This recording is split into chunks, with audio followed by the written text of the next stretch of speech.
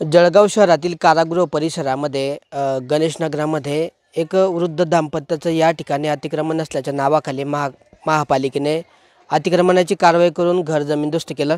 आपण आता याच ठिकाणी आहोत। आपण जर बघितलं तर हे जवळपास 50 ते 60 वर्षापासून हे घर या ठिकाणी होतं आणि दोघं या वृद्ध दाम्पत्याचा संसार या ठिकाणी सुरू होता। मात्र त्यांना एक नोटीस देण्यात येऊन त्यावर कुठलीही विचारणा न करता हे घर या ठिकाणी महापालिकेने थेट अतिक्रमण असल्याच्या नावाखाली पाडण्यात आलं।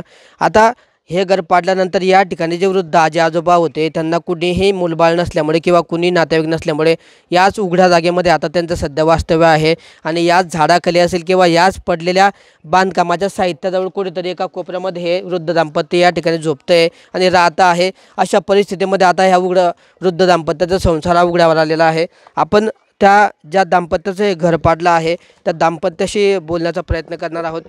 काय सांगणार आजोबा, आता घर पाडल्यानंतर आता तुम्ही नेमके काय कुठे राहत आहेत? नमस्कार, मी विश्वनाथ जगन्नाथ सुतार, गणेश नगर प्लॉट नंबर 1च्या शेजारी राहतो। तिकडे राहत असताना मला या ठिकाणी जवळजवळ 55 ते 52 वर्ष झालेली आहेत। माझे मुलं इथं मोठे झाले। माझ्या 19 मुलाचा मृत्यू याच घरात झाला। माझी एवढीच इच्छा आहे की आमची नवरा बायकोचा सुद्धा मृत्यू याच ठिकाणी व्हावा। नाही, आता कुठे राहत आहे तुम्ही कारवाई झाल्यानंतर? ही कारवाई झाल्यावर मी उघड्यावर पडलो आहे माझ्या झाडाखाली। रात्री दिवस तिथं शेजारी पाजारी जेवायला आणून देतात, तेवढं जे खाल्ले 2 घास तेवढेच खातो आहे। महापालिकेचे कोणी कर्मचारी नंतर आले, परत काही विचारणा केली का तुम्हाला? एवढं झाल्यावर सुद्धा कोणतं अधिकारी, काही मोठे मोठे लोक कोणीही येऊन बघितलं नाही। तर हे त्या आजोबांची या ठिकाणी आपण भूमिका आणि हे ऐकली या ठिकाणी की त्यांचं म्हणणं आहे की उघड्यावर या ठिकाणी राहतो आहे। शेजारचे पाजारचे जे खायला आणून देत आहेत त्यावर आमचा आता सध्या 3 दिवसापासून गुजारा आहे। दरम्यान या वृद्ध दाम्पत्याचं घर पाडल्यानंतर या वृद्ध दाम्पत्यासाठी जळगावचे सामाजिक कार्यकर्ते नरेंद्र अण्णा पाटील फाउंडेशनचे संस्थापक अध्यक्ष पियुष अण्णा पाटील हे सरसावले आहेत आणि आजी आजोबांना याच जागेवर घर बांधून देण्यासाठी आता त्यांना पुढाकार घेतलेला आहे। आपल्यासोबत ते सुद्धा आहेत। पियुष दादा, काय सांगणार नेमकं आज तुम्ही पत्रकार परिषद सुद्धा घेतली या ठिकाणी या वृद्ध दाम्पत्यांवर कुठेतरी अन्याय झाल्याची भूमिका या ठिकाणी तुम्ही मांडलेली आहे।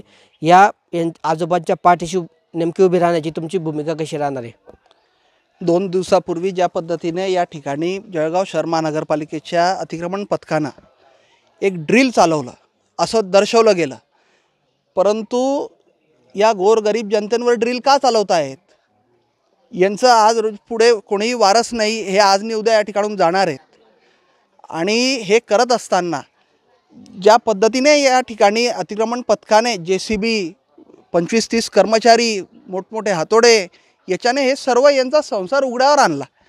आणि मी या निमित्ताने या जळगाव शहरातला कोणीही सामाजिक कार्यकर्ता, राजकीय पुढारी असतील व्यक्ती या ठिकाणी पुढाकार घेऊन येत नाही किंवा त्यांच्या पाठीशी उभा राहत नाही, परंतु नैतिकता म्हणून आणि सामाजिक बांधिलकी म्हणून या ठिकाणी आम्ही आलेलो आहेत। आणि फक्त आलेलो नाही आहेत तर आता संध्याकाळचे 6 झालेले आहेत। उद्या संध्याकाळच्या 6 वाजेच्या आत त्यांचं याच ठिकाणी पुन्हा जळगाव शहरातले विविध सामाजिक कार्यकर्ते, माझा मित्रपरिवार, त्यांचं घर पुन्हा त्याच ताकदीनं उभं करून देऊ। त्यांचे तेलाचे डबे खाली असतील तर तेल भरून देऊ, साखरेचा डबा खाली असेल तर साखर भरून देऊ। ही आमची, तुमची, आपली सर्वांची नैतिक जबाबदारी आहे आणि आम्ही उद्या हे करणार आहोत। या दरम्यान पियुष दादा, तुमच्यावर कुठली कायदेशीर कारवाई होण्याची शक्यता आहे? कारण ही जी जागा पडली त्याला कुठे नोटीस देण्यात आली होती, त्यामुळे आता हे घर पुन्हा बांधताना या ठिकाणी तुमच्यावर कारवाई होण्याची पण शक्यता आहे। प्रशासनाने जे काही प्रशासन यामध्ये हस्तक्षेप करून कारवाई करणार असेल तर त्यांनी ते करावं, त्यांचं ते काम आहे। आम्ही आमची सामाजिक बांधिलकी म्हणून हे करू आणि यामुळे आमच्यावर काही कायदेशीर प्रक्रिया जर कधी आली तर याचं आम्हाला समाधान राहील। हे आमचं सर्टिफिकेट आहे।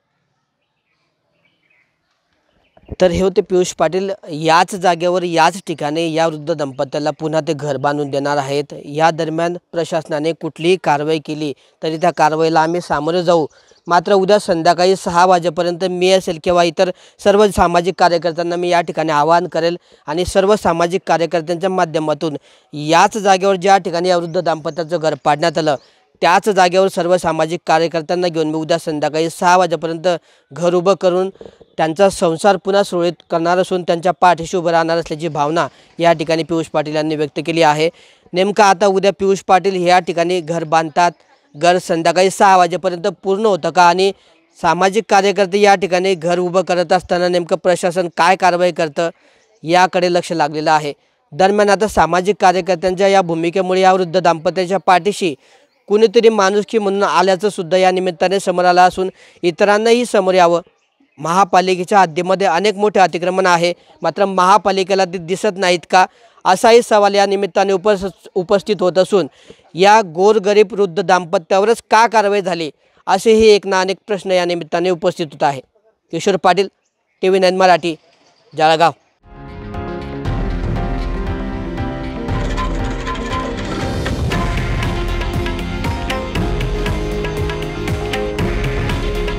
हे आहे देशातील नंबर 1 न्यूज नेटवर्क आणि आपण पाहत आहात TV9 मराठी। काळजी तुमची, हित महाराष्ट्राचं।